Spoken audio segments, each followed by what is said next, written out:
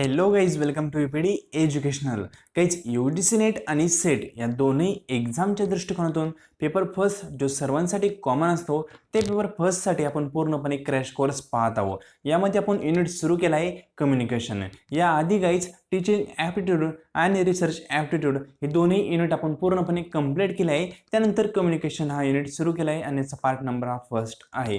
ज्या विद्यार्थ्यांनी पहिले टीचिंग ॲप्टिट्यूड आणि रिसर्च ॲप्टिट्यूड याचे लेक्चर पाहिले नसतील त्यांनी सर्वांच्या लिंक डिस्क्रिप्शन बॉक्समध्ये दिलेले आहे ते पहा, जेणेकरून तुमचा पेपर फर्स्टचा सर्व प्रकारे सिलेबस कव्हर होईल. त्याचबरोबर गाईज, तुम्ही चॅनलवर नवीन असताल तर नेट सेट पेट एक्झामच्या अपडेटसाठी चॅनलला सबस्क्राईब करून ठेवा आणि या चॅनलची एक टेलिग्राम चॅनल आहे, लिंक डिस्क्रिप्शन बॉक्समध्ये आहे, त्यालाही जॉईन करून ठेवा, जेणेकरून कुठलंही अपडेट असेल, कोणती PDF असेल तीही तुम्हाला तिथे अवेलेबल केली जाईल. तर गाईज, सुरू करूया आजचं लेसन. तर आज आपण पाहणार आहे क्रॅश कोर्स ऑफ कम्युनिकेशन. यामध्ये जो आपला पेपर फर्स्टमधील कम्युनिकेशनचा सिलेबस आहे तो आपण पाहूया. आपला रिसर्च ॲप्टिट्यूड आणि टीचिंग ॲप्टिट्यूड कव्हर झाला आहे. आता पाहणार आहे आपण कम्युनिकेशन कॉम्प्रिहेन्शन नंतर पाहूया. ठीक आहे, तर कम्युनिकेशनचा सिलेबस आहे नेट आणि सेट एक्झामसाठी सेम सिलेबस असतो. त्यामधील कम्युनिकेशन याच्या मिनिंगमध्ये अनेक कन्सेप्ट येतात, त्या कन्सेप्ट आपण आजच्या लेक्चरमध्ये कव्हर करणार आहे. तर कम्युनिकेशनचा सिलेबस छोटा दिसतोय पण छोटा नाही, खूप मोठा सिलेबस आहे. त्यामध्ये अनेक कन्सेप्ट आहेत, ते समजून घेणं गरजेचं आहे. तर आपण क्रॅश कोर्समध्ये जे महत्त्वाचं आहे तेच पाहणार आहोत. सुरू करूया आजचं लेसन. तर आज पाहतोय कम्युनिकेशन इम्पॉर्टंट कन्सेप्ट. गाईज, तुम्हाला एक खात्री देतो, या कन्सेप्ट तुम्हाला मी इतक्या चांगल्या लँग्वेजमध्ये, इतक्या सोप्या लँग्वेजमध्ये समजून सांगणार आहे की पुस्तकामध्ये तुम्हाला वाचण्याची गरज पडणार नाही. प्रत्येक कन्सेप्ट मी क्लिअर करून देईल याची तुम्हाला गॅरंटी देतो. सुरू करूया. तर फर्स्ट आहे कोनोटेटिव्ह. कोनोटेटिव्ह काय असतं, म्हणजे कोनोटेटिव्ह एक कम्युनिकेशनमधली टर्म आहे, खूप महत्त्वाची. ती काय असते तर यामध्ये काय असतं, भाववाचक. म्हणजे बेसिकली जो शब्द आहे ना तो शब्द ॲज इट इज न घेता त्यामध्ये काहीतरी भावना असतात, त्याला आपण म्हणतो कोनोटेटिव्ह. फॉर एक्झाम्पल, तुम्ही एखादी चुकी केल्यानंतर तुमची आई असेल, ठीक आहे, ती आई काय करते, एखादी फॉर एक्झाम्पल तुम्हाला चुकून शिवी दिली एखाद्या आईने, ठीक आहे, किंवा आपण म्हणू शकतो एखादी तुम्ही चुकी केल्यानंतर आई तुम्हाला वाईट बोलू शकते. तर एखाद्या वेळेस ज्यावेळेस आई तुम्हाला वाईट बोलते म्हणजे असा अर्थ होत नाही की तुमचं आयुष्य वाईट व्हावं की तुमच्या आयुष्यात त्या घटना घडाव्या, तर असा अर्थ नसतो. त्या आई जी वाईट बोलती त्याचा अर्थ काय असतो, तुमचं काहीतरी चांगलं हो या दृष्टिकोनातून ते बोललेलं असतं. म्हणजे बोलणारा शब्द वेगळा असतो पण त्याच्या मागच्या भावना वेगळ्या असतात. आणि फॉर एक्झाम्पल आता दुसरं एक म्हणलं की तुम्ही ग्रुप आहे मित्रांच्या ग्रुपमध्ये एका मित्राने काहीतरी चोरी वगैरे केली, ठीक आहे, तर त्यानंतर जे दुसरे मित्र आहेत ते त्याला शिव्या वगैरे देऊ शकतात, पण त्यामागं काय भावना आहे त्यांच्या की हा मित्र सुधरावा ह्या भावना असतात. म्हणजे शिव्यांचा आपण डिक्शनरीमध्ये शब्द घेतला, अर्थ घेतला तर वेगळाच अर्थ येणार आहे, पण तो अर्थ तिथं अप्लाय नसतो. तिथं अप्लाय केलेला जो अर्थ आहे तो वेगळा असतो. त्या शब्दामागं अनेक भावना असतात, त्याला म्हणतो कोनोटेटिव्ह. ठीक आहे, एक शॉर्टमध्ये सांगितलं. नेक्स्ट आहे अपोजिट डेनोटेटिव्ह किंवा डेनोटेशन. ठीक आहे, तर यामध्ये अपोजिट याच्या कोनोटेटिव्हच्या इथं काय असतं, जो शब्द आहे तो डिक्शनरीमध्ये शोधल्यानंतर त्याचं मिनिंग जे दिसतं ना तेच त्या शब्दाचं मिनिंग. कशामध्ये, डेनोटेटिव्हमध्ये किंवा डेनोटेशनमध्ये. लक्षात ठेवा, जे डिक्शनरीचं मिनिंग आहे ते डेनोटेशनमध्ये ॲज इट इज असतं, पण कोनोटेटिव्हमध्ये एखादा शब्द तुम्ही डिक्शनरीमध्ये शोधल्यानंतर त्याचं मिनिंग वेगळं येणार आहे. ते मिनिंग तिथं घ्यायचं नसतं. त्या मिनिंग मागं, त्या शब्दामागं अनेक भावना जोडलेल्या असतात, त्या भावना समजून घेण्याचा प्रयत्न करायचा असतो. कशामध्ये, कोनोटेटिव्हमध्ये. तर दोन्ही पण सांगितलं. डिनोटेटिव्ह म्हणजे डिक्शनरी, लक्षात ठेवा.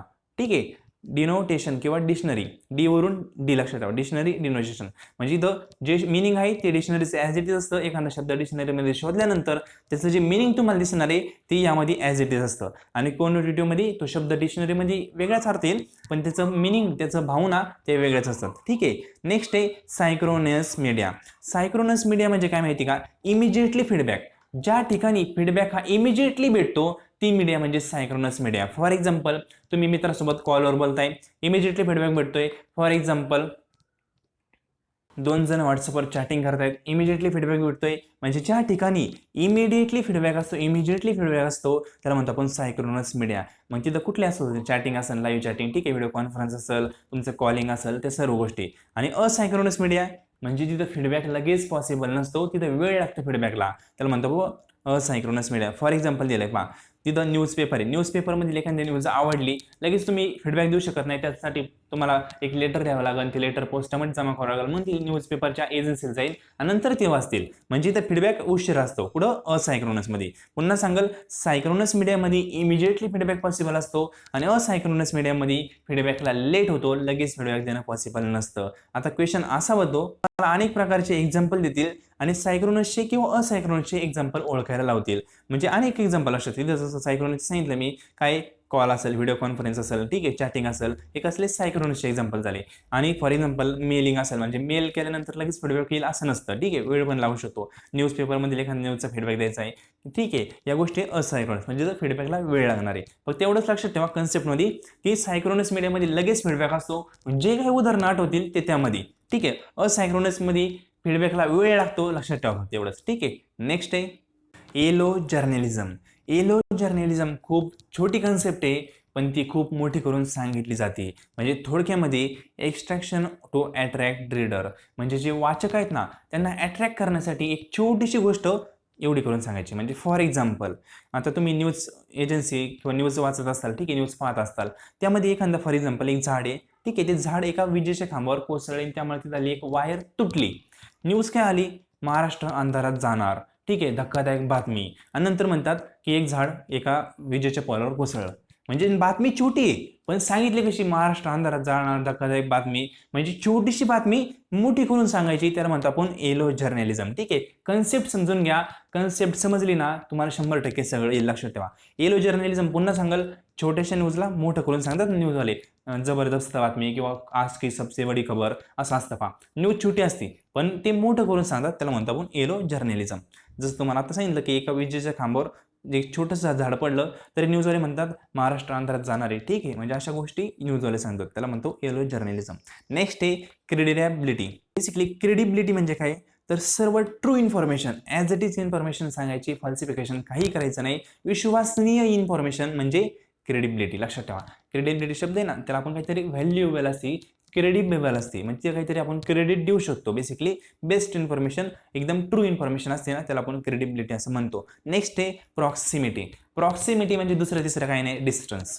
डिस्टन्सचा स्टडी जिथं केला जातो त्याला प्रॉक्सिमिटी असं म्हणतो. प्रॉक्सिमिटीच्या अनेक कन्सेप्ट आहे, टोटल 7 कन्सेप्ट आहे, ते आपण कम्युनिकेशनच्या क्रॅश कोर्समध्ये पाहणार आहोत. फक्त प्रॉक्सिमिटी काय असतं ते लक्षात ठेवा. जिथं डिस्टन्सचा स्टडी केला जातो त्याला आपण प्रॉक्सिमिटी म्हणतो. म्हणजे फॉर एक्झाम्पल हॅप्टिक असेल, ठीक आहे, प्रॉक्सिमिटीची एक टर्म आहे हॅप्टिक. हॅप्टिक म्हणजे काय? टचचा स्टडी. ऑकोलिसिस असेल, ऑकोलिसिस म्हणजे काय? आयचा स्टडी. कोण कसा पाहतोय त्याच्या नजरेवरून ओळखायचं की समोरचा माणूस कसा आहे, त्या सर्व स्टडी केलं जातं, तो प्रॉक्सिमिटी डिस्टन्समध्ये केला जातो, ठीक आहे, बेसिकली. नेक्स्ट आहे पॅरा लँग्वेज. पॅरा लँग्वेज म्हणजे काय माहिती का? तो बोलतोय यापेक्षा तो कसा बोलतोय, त्याचं गेस्चर काय, त्याचं पोश्चर काय, त्याचं स्पीड काय, त्याचं कम्युनिकेशन डाऊन किती होतंय, अप किती होतंय, एखादा शब्द कशा प्रकारे तो जास्त भरदार बोलतोय, या सर्व गोष्टी म्हणजे पॅरा लँग्वेज. पॅरा लँग्वेज म्हणजे नुसता सरळ सरळ बोलायचा आहे. एखादा शब्द आपण म्हणू शकतो भरदार वजनाचा असेल तर त्याला थोडंसं मोठ्या आवाजात बोलायचं, ठीक आहे. एखादा आपण शोकांकिका बोलतोय एखाद्याबद्दल, किंवा आपण म्हणू शकतो एखाद्याला श्रद्धांजली वाहतोय तर तिथं आपला आवाज थोडासा छोटा पाहिजे. म्हणजे या गोष्टी कुठं असतात? पॅरा लँग्वेजमध्ये असतात. पॅरा लँग्वेजमध्ये म्हणजे बोलतोय कसं हे महत्त्वाचं नसतं, तो बेसिकली त्याचं गेस्चर, पोश्चर, त्या सर्व गोष्टी महत्त्वाच्या असतात. कुठे? पॅरा लँग्वेजमध्ये. त्याचं मॉड्युलेशन, अप डाऊन, ठीक आहे, म्हणजे कम्युनिकेशन, आवाज कुठं वाढला पाहिजे, कुठं कमी व्हायला पाहिजे, या सर्व गोष्टी पॅरा लँग्वेजच्या कन्सेप्ट आहेत. बाकी सर्व आपण डीपमध्ये पाहणार आहोत. आता फक्त शॉर्टमध्ये आपण एक कम्युनिकेशन समजून घेण्याचा प्रयत्न करतोय, ठीक आहे. नेक्स्ट आहे स्टेरिओटाइप. स्टेरिओटाइप म्हणजे काय? एखाद्या व्यक्तीबद्दल किंवा एखाद्या थिंगबद्दल प्री डिटरमाइन एखादी कल्पना करायची. म्हणजे फॉर एक्झाम्पल, मग ती कल्पना तुमची ट्रू असू शकते किंवा फॉल असू शकते, माहीत नाही. फक्त फॉर एक्झाम्पल सांगतो, आपण युपी म्हणलं तर युपीचं काय येतं की तिकडं रोजगार नाही आहे, ठीक आहे, तिकडचे लोक जास्त शेतकरीचे आहेत, किंवा आपण म्हणू शकतो जास्त शिस्त नाही आहे, तिकडच्या लोकांना इंग्लिश योग्य प्रकारे येत नाही. एक स्टेरिओटाइप झाले ना आपला त्या क्षेत्राबाबत. म्हणजे स्टेरिओटाइप म्हणजे काय? तर एखादा आपण युपीचा व्यक्ती पाहिला महाराष्ट्रामध्ये तर आपण लगेच ॲझ्युम करतो की त्याला इंग्लिश वगैरे येत नसेल असं, म्हणजे अशा गोष्टी ॲझ्युम होतात. हे एक स्टेरिओटाइप झालाय कोणाबद्दल? युपीबद्दल, बिहारबद्दल, ठीक आहे. तर त्याला म्हणतो आपण स्टेरिओटाईप. आणखी एक एक्झाम्पल सांगतो. एखादा पोलीस आहे, ठीक आहे, तर ते पोलिसाकडे पाहिल्यानंतर तुमच्या मनात स्टेरिओटाईप काय असतो? पोलीस खूप इमानदार असतात, ठीक आहे, आणि ते कधी फ्रॉड करू शकत नाही किंवा ते समाजाचं रक्षण करण्यासाठी आहेत. म्हणजे पोलीस हा शब्द ऐकल्यानंतर या गोष्टी आपल्या मनात येतात, म्हणजेच काही पोलिसांबद्दल आपला स्टेरिओटाईप आहे. पण एक्झॅक्टली तसं असू शकत नाही. पोलीस फ्रॉड पण करतात आणि ठिकाणी पोलीस समाजाचं रक्षण करण्यासाठी समाजासाठीच घातक ठरू शकतात काही ठिकाणी, ठीक आहे. तर अशाही गोष्टी होतात. पण स्टेरिओटाईप म्हणजे काय? एखाद्या गोष्टीबद्दल, एखाद्या व्यक्तीबद्दल प्रीडिटरमाइन कल्पना करायची. मग ती कल्पना ट्रू असेल किंवा फॉल असेल. ट्रू असेल म्हणजे काय? आपण जे मनात कल्पना केली ती ॲज इट इज समोरच्या व्यक्ती तसं निघला तर ट्रू. पण आपण मनात एखादी कल्पना वेगळीच केली समोरच्या व्यक्तीबाबत, पण तो व्यक्ती वेगळाच निघलाय, तर ती फॉल झालं, ठीक आहे. रिअलिटीमध्ये ते वेगळं असू शकतं. त्याला बेसिकली स्टेरिओटाईप असं म्हणतो. मी जितकं पॉसिबल होईल तितकं सोप्या लँग्वेजमध्ये सांगण्याचा प्रयत्न करतोय, ठीक आहे. नेक्स्ट आहे फीड फॉरवर्ड स्टडी. बेसिकली छोटी कन्सेप्ट आहे, लक्षात ठेवा. एकदम सोप्या भाषेत सांगतो. फीड फॉरवर्ड स्टडी म्हणजे काय? प्रायमरी स्टडी ऑफ कम्युनिकेशन किंवा फॉर कम्युनिकेशन. यामध्ये काय केलं जातं? फॉर एक्झाम्पल तुम्हाला भाषण द्यायचं आहे कुठं? स्टेजवर जाऊन. स्टेजवर भाषण द्यायचं आहे, त्याआधी इकडे एक रूम वगैरे असेल, त्या रूममध्ये तुम्ही प्रॅक्टिस करत असताल. म्हणजेच तुमचं फायनल कम्युनिकेशन करण्याआधी तुम्ही जी प्रॅक्टिस करताना त्याला म्हणतो आपण फीड फॉरवर्ड स्टडी. म्हणजे फायनल कम्युनिकेशन करणारे त्या कम्युनिकेशनसाठी तुम्ही आधीच कम्युनिकेशन करताय, आधीच प्रॅक्टिस करताय, त्याला फीड फॉरवर्ड स्टडी असं म्हणतात, ठीक आहे. शॉर्टमध्ये सांगितलं एकदम. म्हणजे कुठलीही कम्युनिकेशन करण्याआधी प्रॅक्टिस जी केली जाते ना, पुढं बॅक टू स्टेज, त्याला फीड फॉरवर्ड स्टडी म्हणतो. नेक्स्ट आहे एंट्रोपी. एंट्रोपी म्हणजे काय? बेसिकली जे कम्युनिकेशन आहे त्याचा गोलच लॉस झाला, गोलच संपला म्हणून कम्युनिकेशनच संपून टाकायचं. म्हणजे फॉर एक्झाम्पल आपल्याला म्हणजे यानावर चंद्रावर जाण्यासाठी आपण एक यान बनवतोय, ठीक आहे, रॉकेट बनवतोय, पण रॉकेटच ब्लास्ट झाला, फुटलं. जे कम्युनिकेशन चाललं होतं, जे मीटिंग चालल्या होत्या कशाबाबत? चंद्रावर जाण्यासाठी आपण जे यान बनवतोय त्याबाबत फॉर एक्झाम्पल, ठीक आहे, ज्या मीटिंग वगैरे चालल्या असतात त्या पण तिथं संपणार आहेत ना, कारण यानच तुटलंय. म्हणजे काय? एंट्रोपी म्हणजे काय? कम्युनिकेशन जे आहे त्याचा जो सब्जेक्ट आहे ना, गोल आहे ना, तोच संपतो. कम्युनिकेशन करायचं आहे काय तेच राहत नाही, तिथं कम्युनिकेशन एंड होतो, त्याला म्हणतो आपण एंट्रोपी, ठीक आहे. बेसिकली एंट्रोपी म्हणजे पुन्हा सांगतो कन्सेप्ट. आपण एक फॉर एक्झाम्पल यान बनवतोय कुठं? चंद्रावर जाण्यासाठी, आणि त्यासाठी अनेक मीटिंग आहेत, कॉन्फरन्स आहे, म्हणजेच कम्युनिकेशन चाललंय, पण यानच इकडं ब्लास्ट झालं, फुटलं, तर कम्युनिकेशन इथून पुढे होणार आहे का? संपणार आहे. त्यालाच म्हणतो आपण एंट्रोपी. म्हणजे जे गोल आहे कम्युनिकेशनचा, ज्या गोलसाठी आपण कम्युनिकेशन करतोय तो गोलच संपतो, ठीक आहे. म्हणजे इथं गोल होता चंद्रावर यान न्यायचंय, पण इथं गोलच संपला ना, म्हणून आपण एंट्रोपी केला, ठीक आहे. नेक्स्ट आहे व्हर्बल कम्युनिकेशन. खूप सोपी आणि छोटी कन्सेप्ट आहे. व्हर्बल कम्युनिकेशन म्हणजे नुसतंच ओरल नाही, रिटर्न प्लस ओरल, ठीक आहे. त्याला आपण व्हर्बल कम्युनिकेशन म्हणतो. कन्फ्युजन होतं, लक्षात ठेवा, होऊन देऊ नका. कम्युनिकेशन टाईप्समध्ये याला डिटेल पाहणारच आहोत, फक्त लक्षात ठेवा व्हर्बल कम्युनिकेशन म्हणजे जिथं शब्द आपण यूज करतो. शब्द म्हणजे काय? ABCD किंवा अ ब क ड हे यूज करतो ना, त्याला आपण व्हर्बल कम्युनिकेशन म्हणतो. मग ते रिटर्न आहे का ओरल फरक पडत नाही, तिथं शब्द यूज झाले ते व्हर्बल कम्युनिकेशन, ठीक आहे. मग व्हर्बल कम्युनिकेशन रिटर्न पण असू शकतं, ओरल पण असू शकतं, लक्षात ठेवा. नेक्स्ट आहे मेटा कम्युनिकेशन. मेटा कम्युनिकेशन म्हणजे काय? समोरच्याला सांगायचं वेगळंच असतं, पण समोरचा अंडरस्टँडिंग वेगळंच करतो. म्हणजे फॉर एक्झाम्पल एक्स व्यक्ती काय करतोय? देवाबद्दल अनेक गोष्टी समोरच्या लोकांना सांगतोय, ठीक आहे. म्हणजे देवाबद्दल काही असेल, एखादा भाषण असेल, काही गोष्टी सांगतोय, ठीक आहे. पण त्या गोष्टी एक्स व्यक्ती पॉझिटिव्हली सांगतोय, की देवाबद्दल त्याची पॉझिटिव्ह थिंकिंग आहे, या दृष्टिकोनातून काय करतोय? एक्स व्यक्ती या सर्व व्यक्तींना सांगतोय. पण हे समोरच्या लोकांनी काय केलं?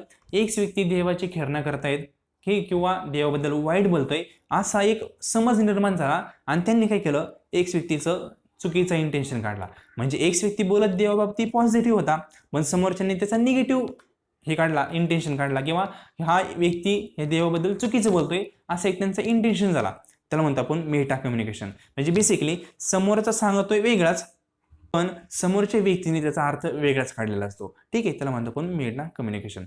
तुम्ही असं पाहिलं असेल ना, तुमच्या स्वतःबाबत पण घडलं असेल, तुम्ही एखाद्याला एखादी गोष्ट सांगायला जाता, पण समोरचा वेगळाच अर्थ काढतो, तुमची भावना वेगळ्या असतं सांगण्यामागं, पण समोरचा वेगळाच अर्थ काढतो ना, त्याला आपण मेटा कम्युनिकेशन म्हणतो, लक्षात ठेवा. यूज होती तुमच्या लाईफमध्ये, अनेक वेळा यूज झालेली कन्सेप्ट आहे. नेक्स्ट आहे हॉरिझॉन्टल कम्युनिकेशन. बेसिकली कम्युनिकेशन जे टाईप्स आहेत बरं का, व्हर्बल, मेटा, हॉरिझॉन्टल, हे सर्व आपण डीपमध्ये पाहणार आहे. आता फक्त शॉर्टमध्ये पाहतोय. हॉरिझॉन्टल कम्युनिकेशन म्हणजे तुम्हाला सांगितलं होतं, आणि जवळजवळ प्रत्येक एक्झामला विचारलेले कन्सेप्ट आहे बरं का, लक्षात ठेवा. Horizontal communication one line communication म्हणतो आपण याला. म्हणजे बेसिकली प्रोडक्शन मॅनेजर आहे, सेल मॅनेजर आहे, ठीक आहे, किंवा आपण म्हणू शकतो सर्व्हिस मॅनेजर आहे, हे काही सर्व मॅनेजर आहे. पोस्ट सगळ्यांचे एक आहेत, तर एका पोस्टच्या व्यक्तींची किंवा सेम लेवलच्या लोकांमध्ये जे कम्युनिकेशन घडतं त्याला हॉरिझॉन्टल कम्युनिकेशन असतं. जनरल कम्युनिकेशन प्रवास कसा असतो, सेम लेवलमध्ये असा सेम लेवल म्हणजे एकाच लेवलचे लोक असतात. म्हणजे फॉर एक्झाम्पल एक प्रिन्सिपल, दुसऱ्या कॉलेजचा प्रिन्सिपल, तिसऱ्या कॉलेजचा प्रिन्सिपल, चौथ्या कॉलेजचा प्रिन्सिपल, सर्वांचं कम्युनिकेशन होतंय, त्याला आपण हॉरिझॉन्टल कम्युनिकेशन म्हणतो.